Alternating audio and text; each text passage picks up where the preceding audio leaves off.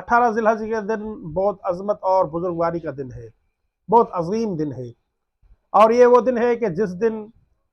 تمام انبیاء کرام نے اس دن کو عید کے عنوان سے منایا ہے۔ اور 18 ذی الحج کے بارے میں روایات میں ملتا ہے، امام صادق آل محمد علیہ السلام کے پاس ایک شخص آیا اور آ کر کہنے لگا، مولا عید الفطر، عید قربان اور جمعے کے دن کے علاوہ بھی کیا کوئی مسلمانوں کی عید ہے؟ تو امام صادق آل محمد علیہ السلام نے ارشاد فرمایا، جی ہاں، عید الفطر، عید قربان اور جمعے کے دن کے علاوہ بھی مسلمانوں کی ایک عید ہے،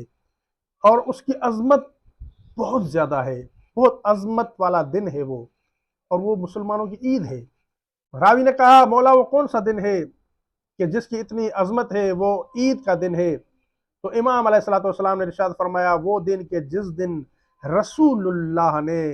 مولا کائنات حضرت علی علیہ السلام کو خلیفے کے طور پر امت مسلمہ کے سامنے پیش کیا،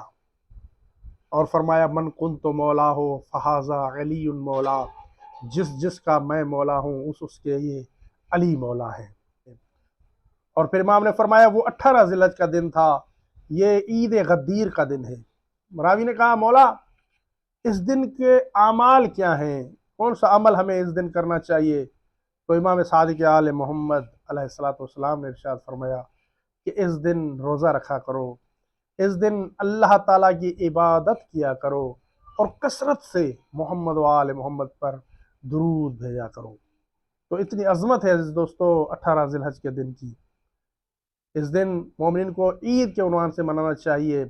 اور ایک دوسرے کو مبارکباد دینی چاہیے، اور اللہ تعالیٰ کا شکر انجام دینا چاہیے کہ اس کریم پروردگار نے ہمیں ایک عظیم نعمت سے نوازا، اور وہ نعمت ہے ولایت امیر المومنین علی ابن ابی طالب علیہ السلام۔